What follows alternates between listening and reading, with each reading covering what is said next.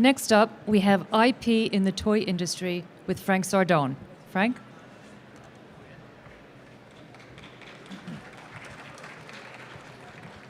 Good morning, everybody. I'm keeping you between now and lunch, so I'll try to keep this quick. We have a lot of material to cover.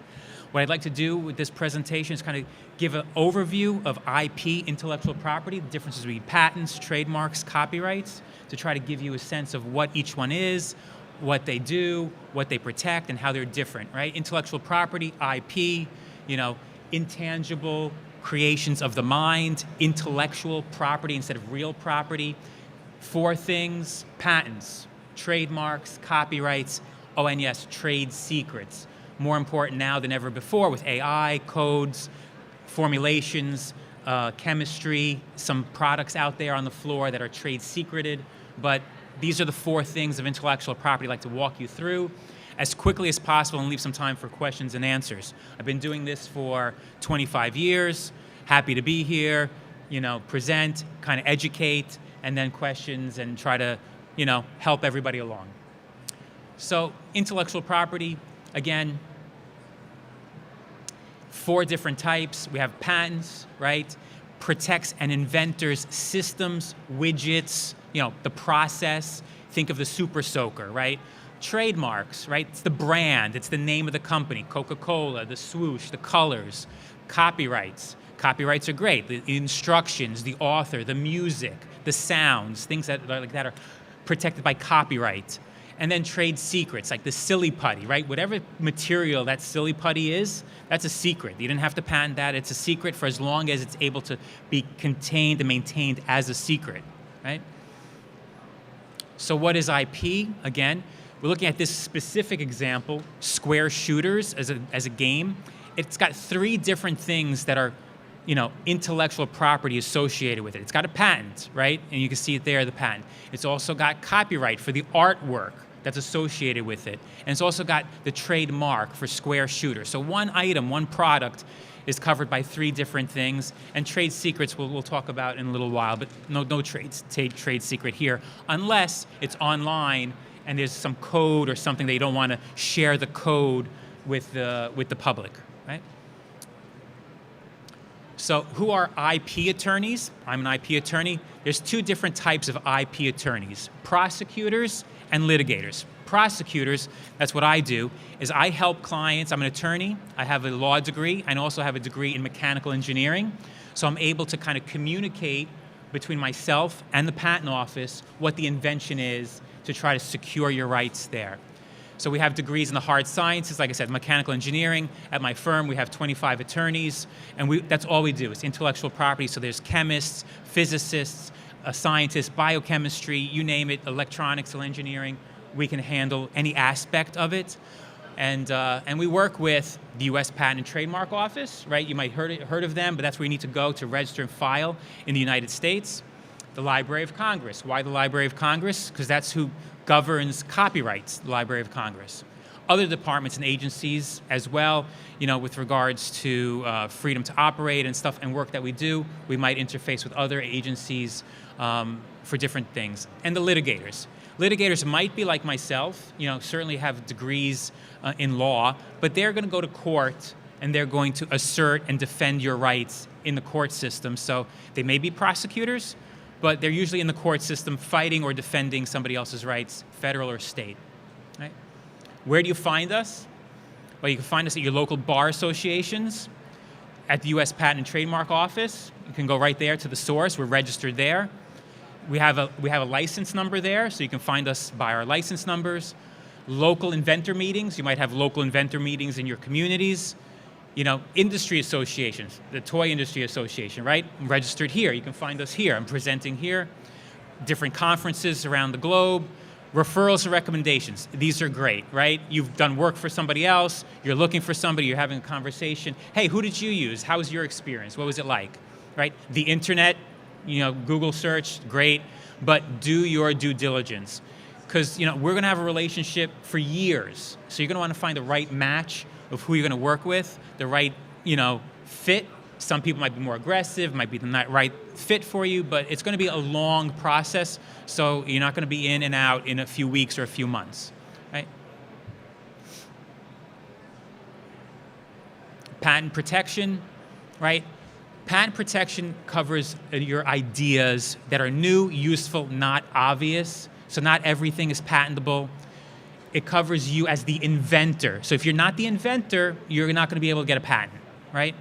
You have to file your idea within 1 year of making a public disclosure. So this is important. If you're out here showing your ideas, this is a public disclosure. So you're going to want to have filed within 1 year in the United States. Worldwide, your rights in Europe to file for patent protection have probably already gone. So you want to talk to somebody like myself early in the process before it's too late, right? There are obstacles to patent protection, of course. Cost is one of them. Time required to obtain a patent. A patent, you file today, you may not get a patent, if at all, 2 or 3 years from now. So your product may have come and gone in the marketplace, and it may not make sense. So you want to discuss these things with your attorneys. Enforceability, right? You get this patent, what do you do with it? There's no patent police out there to enforce your patent rights. You're not going to dial 911 and somebody's going to go and arrest somebody. You are going to be your own patent police. You're going to have to go out there and assert your patents, right? So is it worth it? I don't know. These are all assessments that each and every one of you have to determine on a business and with your attorneys. So I'm going to give you 4 examples here of a toy figure, a dye agitating device, a self-propelled device, yada, yada, and systems and methods for filling containers with fluids. And we'll see if these were worth it or not. Your toy figure, right? Tell me if this was worth patent protection or not. Maybe yes, maybe no. I don't know, right? So you can see where it's evolved from where it was from 1979, right? Dye agitating chance device. Was this one worth it or not? Anybody recognize this guy? Right? Trouble. Self-propelled device for interpreting, right? This one's a little more. I saw this at Toy Show 10 years ago. Patent application for this remote control ball, if anybody remembers that, right? There's a company called Sphero, right? They evolved that into a remote control BB-8. So was that worth it? I don't know. Maybe yes, maybe no. And then this system and methods for filling containers with fluids, right? Seems pretty simple, but what is this, right? It's hard to see, a little too small. I don't know if that's a little bit bigger. Does that look like something you recognize? Bunch of balloons. Anybody recognize Bunch of Balloons? Bunch of Balloons had a patent. But wait a minute.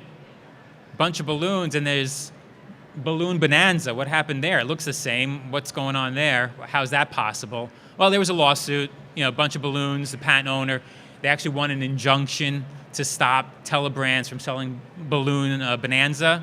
But litigation was 4 years long, right? So it's expensive. It's expensive. But there was, they received 31 million in compensation. So, you have to fund that, and maybe you win. But it's a process. It's a process, right? Trademarks. Right? We'll talk about trademarks. There's service marks and trade dress. Different categories, all under the trademark brand. They protect their words or symbols. People recognize that as where the goods are coming from. Brand protection company market gives you market recognition, right? You register with the U.S. Patent and Trademark Office, and they're enforced in federal court. And these are some, right? For example, Big Mac. There's plenty out here on the floor, but things that you might want to think about. The sounds for the NBC chimes, that's patentable. Play-Doh, the smell of that Play-Doh is also iconic and covered by trademark protection. And the colors, the brown of UPS, that's covered by trademark protection. So I'm going to try to go quicker here because time is short. Trade dress, this vehicle, right? G.I. Joe, imitation vehicle, General Motors, because it looked like a Hummer, which was not licensed, so they sued, to stop using that.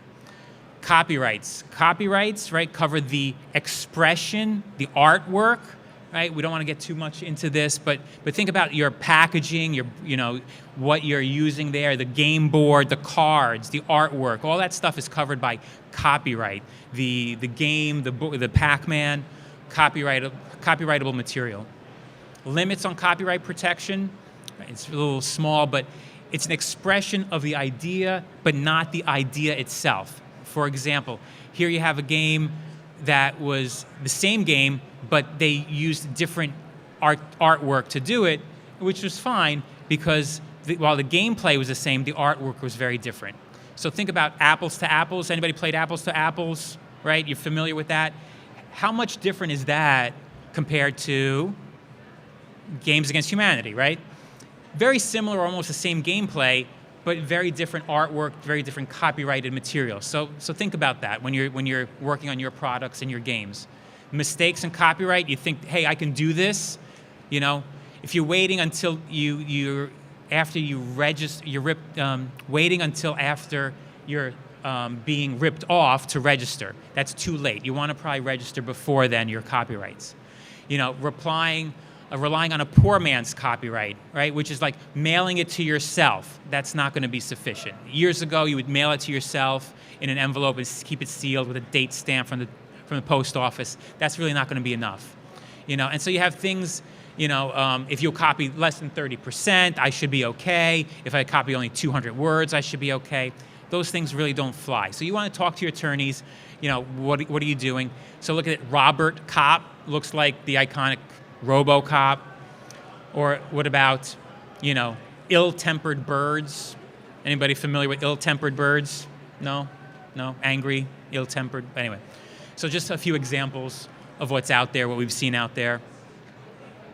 Why does IP matter? IP has monetary value. You can charge a premium for it. You know, do you get a premium when you see this, when you buy items from this company? Anybody, Tiffany, yes? Color, you know, Tiffany boxes, right? Do you pay a premium for this product, whatever they're selling, right? Yes.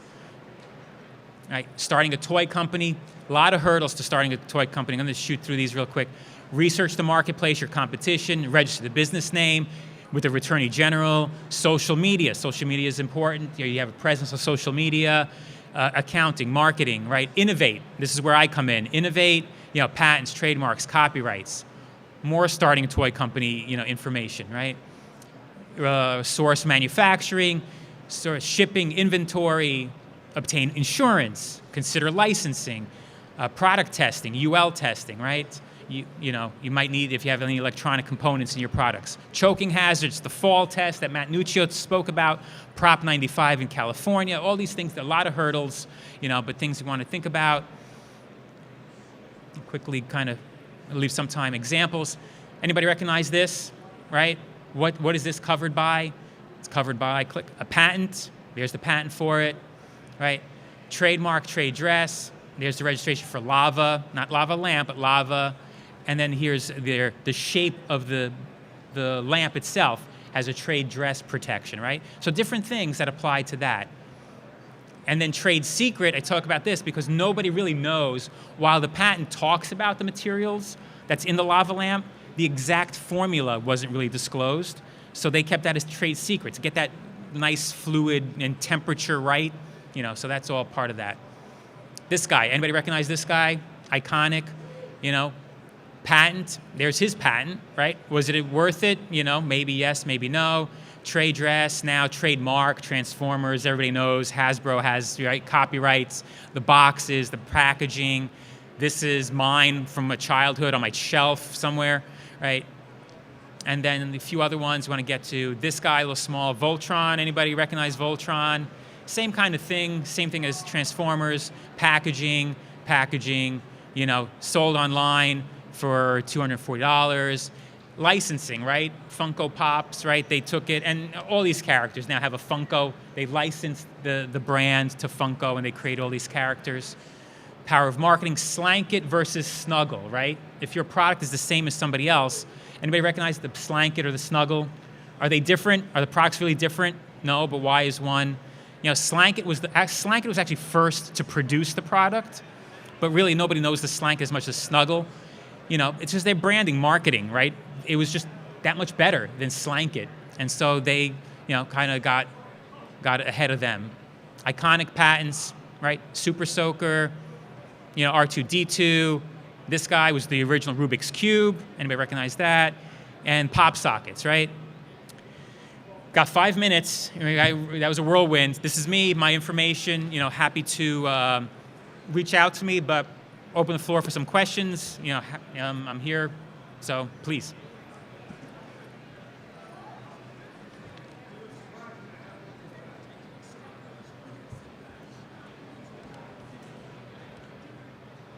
Right, so if you copyright or trademark an image, how many extrapolations, right? So that was where I was on the slide, the percentage, how far away.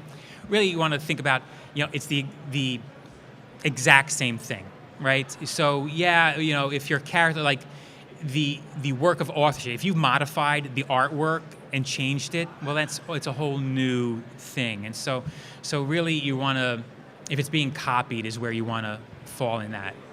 So, yeah. Yes.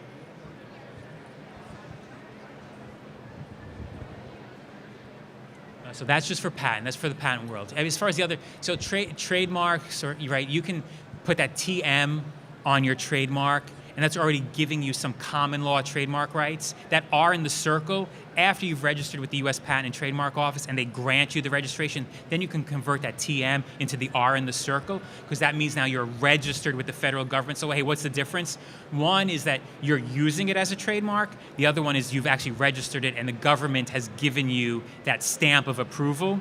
And so that's it. But the 1 year from public disclosure is for the U.S. Patent and Trademark Office for patents. Yep. Sure. Hi. So I saw a case on the Play-Doh. For the Play-Doh, if a company is manufacturing similar product but has the name as DOUGH instead of DOH, does it come in the purview of infringing the trademark, or Right. does it not? Because it's also a generic term at the end of the day. Well, dough is a generic term, correct, the way DOUGH. However, if Play-Doh feels, and it sounds alike, right? It sounds very, so these are different tests that you're going to use, that are going to be used. It sounds the same. If the product is the same, I would think Play-Doh would be annoyed and might be aggressive in telling you to cease and desist doing that. And then, it's a matter of then defending that to try to tell them, well, no, we're using a generic term, right? Because you're using play in combination with dough, right? So it's the combination of the two things together. So I would tiptoe very carefully there. But yeah. Hello. For U.S. patent, do you need to disclose your invention publicly in order to be able to file a patent? No, I would actually, no, do not disclose it publicly, not until you file. So that we can take advantage of a provisional patent application. So it's a less expensive process to get that on file with the U.S. Patent and Trademark Office. You don't have to go through all the standards that are required for a U.S. patent. And get that on file. At least you're online at the patent office. You can say patent pending. It's good for 1 year, and consider that as an option contract by filing that provisional patent application. You can exercise your option within 1 year to convert that to a complete application. But what that does for you is once you're on file, you can at least then start discussing publicly what your idea is without fear of losing your rights, and certainly your international rights, which would kind of go away automatically upon public disclosure in Europe, for example. So there's some things you want to, again, talk to your attorney, depending what it is, what you want to do. Yep. Lots of questions. Going back to your, just building on the TM versus R Yes. mark, how long does that R mark registration last? Like, how often do you have to renew? Right, so every let's say 8 years, 5 to 10 years, the trademark office is going to want monies. And there's different fees if you want incontestability and the different things. But you're going to have to renew it periodically.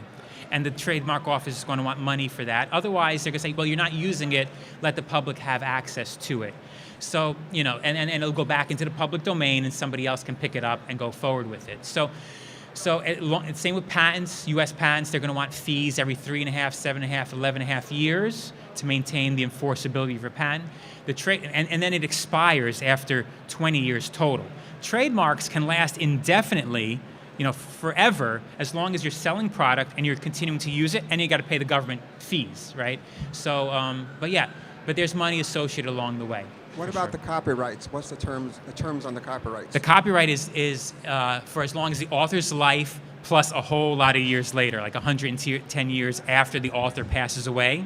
So it's a long time. So and it's so think of So look at Disney and Mickey Mouse, the original iteration of Mickey Mouse.